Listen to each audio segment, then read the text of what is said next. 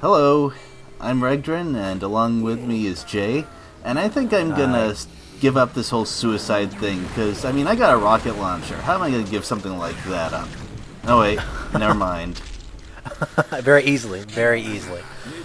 So, the start of this level is quite challenging because it's very easy to run into things that you can't handle with just shuriken and a katana. In fact, right behind me is a passageway to thugs with grenades and guided rockets. So, and they sometimes wander around, so I gotta make sure I don't accidentally let them see me. Right. This is also where I first decided in my previous playthrough to switch to auto-aim. And the main reason was that those explosive barrels that I just blew up to help kill those coolies, if auto-aim is on, good luck doing that sort of thing. You'll just automatically target the enemies and won't be able to blow them up properly with that sort of thing. Yeah. There are other benefits and drawbacks too, but I just thought I'd point that one out. Okay. And this shuriken throw, very important, if I can get it right. Yeah, kills went from 7 to 8, and the reason I did that is there's a shadow ninja right next to those barrels. Smart stuff. Yeah. So, there's something else I wanted to mention. A couple of levels you asked if those explosive head things summoned by the boss had a name. They do. They're in the manual. They're called accursed heads, and they share that name with the head-style mines that sometimes appear. Huh. Okay. Yeah. I'm sorry I jumped to conclusions with that question and thought it was something else, but hopefully that's what you were looking for. Definitely. Yeah. Thank you. Okay. So, what was your experience playing through this level? I did not know there was such a heavy amount of dudes everywhere in this stage. So, I'm looking at you playing it. You're going through it really carefully, and I don't know. Since I hadn't played it, I didn't know what to expect around every other corner. And there were just dudes who apparently wanted to dice me up. Yep. So, that's one of the things I kind of appreciate about this game is that. It really rewards planning and your careful choice of tools. Like, I'm not going this way, I told you what was in there, until I got the grenade launcher and the rocket launcher, but now it seems to be working out okay, and first of all, that was a bad place to reload. I could have gotten blown up right there, and it was also a close call to get those missiles. Right. And coming up, I thought that there weren't any enemies left. It's like, now there aren't. Yes. Yeah. But this is where I would like to point out that I would like to do some long-distance railgun sniping because of an enemy that sort of crouches in place and shoots a lot. Right. But take a look at where the shot goes compared to the crosshair. That's what happened to me. I missed that. I couldn't get this guy with the railgun up there. I could not. I think I used the grenade launcher. Yeah, and it even took me a couple shots, even though I knew basically where it would go. Mm-hmm. Yeah. But also, I didn't know that boat was full of explosive barrels until, of course, I got killed there. Right. But after that, it's a pretty easy grenade bounce. Mm. And another thing is that there are a lot of different kinds of locked doors here, so it's pretty easy to kind of wander around not really knowing where you're supposed to go. I did that. I will totally admit it. I was wandering around for quite some time, dude, on here, so... Well, it's alright. I think it happens to pretty much everyone who plays Shadow Warrior without looking at maps or video guides. Right. But... once you figure out where to get the first key, the rest of it kind of unravels, because as you saw, I got the next key pretty much right afterwards. Yeah. And this next bit of combat is really pretty hazardous to approach. It took me a few times before I could figure out a way to deal with it consistently. And... part of the reason is that there are a lot of passageways that lead to some pretty nasty enemies, so you can get attacked from the side or something without realizing what went on. And I think this is a good point to explain the Guardian head.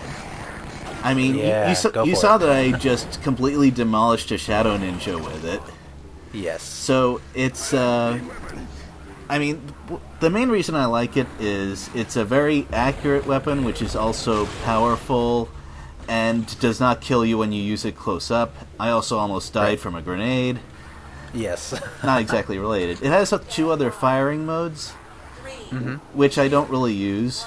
One of which is a circle of fireballs around you.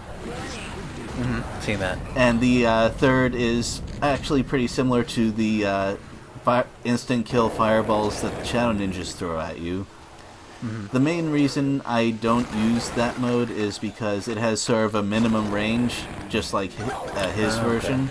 And I already have some weapons that do a lot of damage, but are not useful close up. So I just stick with the standard version, because it really is not something that's duplicated by any other weapon you can get. And it's really helpful, even though it uses ammo incredibly fast. Yeah. Yeah, that's the main drawback. It will kill just about anything really fast, and it's easy to hit with, but you'll use a full head's worth of ammo on a couple of enemies. Huh, makes sense, yeah. So I actually kind of like that design, because you can only hold something like 2.5 heads worth of ammo, so you have to use it, otherwise you're gonna go over pretty fast, especially if you work on blowing up Guardians. It's a little like the nuke in that way, in that it helps to know ahead of time what's going to happen, so that you can plan your stuff efficiently. Now this is... I felt like I had to use the Ripper Hearts, and I might as well, since you get it... it's not a random thing, you just pick it up off the ground. Right, there's a lot of dudes in there too. So yeah.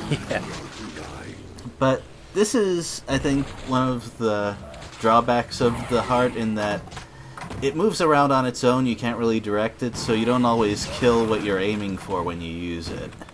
Like, I would have liked to get rid of that coolie without having to deal with it myself, but the clone didn't go for that and just kind of vanished. Okay. So so tell me about how you clear out rooms like this.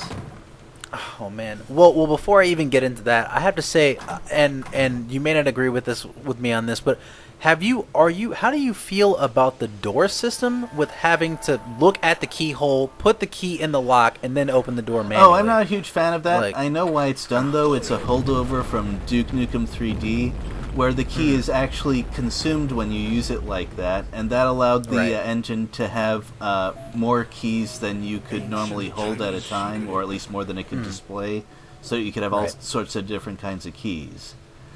But I don't think that was really necessary for this game. Right.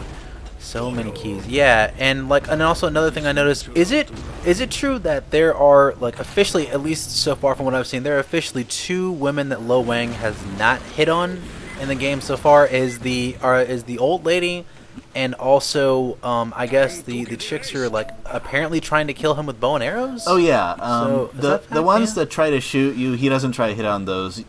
And as for the old lady, well, we'll see her pretty soon, and he doesn't hit on her for obvious reasons. Everyone else, yes, he will hit on. Fair game, I see. Yeah, as far as clearing out rooms, what I'll do is, like, when I enter an area, that, I'll quickly assess the situation. Then I'm like, okay, cool. So I already know what weapon I need to use for the job, whether it be the grenade launcher, and depending on the ammo and things like that. But that's normally how I clear the room. Is when I get in there, I'll back up real quick, and then I'll assess really quickly, and then that's when I'll pick the weapon and choose. Now, there's a reason I chose this boat over the other one. If you look closely at this boat, it has 2 guns, while the other one has only 1. The other one is missing. Yes. And that's sort of an easy detail to miss, and I think it was pretty clever to add that to just reward people who have attention to detail. Right. And I also like that it's not immediately apparent why you need a boat, because you can just walk along the surface just fine. But after I got the key, there's that familiar teleport sound, and suddenly lots of enemies are everywhere. And The reason I used a nuke here instead of just strafing it with the boat is that a lot of enemies kind of hang back, and I usually can't even get them in range of the boat without putting myself in danger. Right, yeah, that bronze key. How were you supposed to know that thing was back there? How? I got tripped up on that part because I was like, okay, I looked everywhere, and they don't even tell you. They don't. You just have to figure. I don't know. That would have been bad if it hit me. Yeah. Is it fair to assume that you learned just how damaging those are on your own? Yeah, that stream, that wave, that tidal wave of fire, yes. Of flames. Yes, it definitely. It reminds me of that gun in the new Rise of the Triads. I don't know if you've seen that, but there's one that shoots. I plan to play it, and I wouldn't be surprised flames. that there's a gun like that in there. And this, I don't actually have to go back here and kill everyone. I just kind of like clearing the map. Right. And part of it is, I mean, I do this anyway, but I also want to show everyone everything that's in these, or as close as I can manage. And we're actually getting pretty close to the end. It shows a lot of enemies left, but that's because there's water with koi in it. Okay, so they do count the fish. Okay, so they do count the fish. Yeah. Smart stuff. Well, they do try to kill you when you go in there, so they would count as enemies. Very true. You can't even cook those things. Yeah. Well, she tries. Yeah, she does. And here it's, well, I won't say why yet, but it's really important to kill the fish first. And they can actually fly through or not fly, but they can swim through the bars and bite at you. Maybe if I close eyes, it go away. I learned it the hard way. Yeah. So. Well, at least, unlike most everything else in Shadow Warrior, they don't hit too hard. What is your quick question? What is your weapon of choice as far as the fish goes? I usually use the riot use? gun, and the main reason I do that is you get a lot of ammo per pickup, and right. It only takes one good shell to kill a fish. Now, I'd like to mention that it's very important to not take too long down there, and this is very easy to fall prey to because there's a weapon in there. Sometimes you might have to stop and kill a fish, but then it closes and you can't get out. Yep. And not at all. I even shows a grate here to taunt you, but no. Yeah. Can't open it. Feels like those Sonic games where the timer starts going and I gotta find a bubble.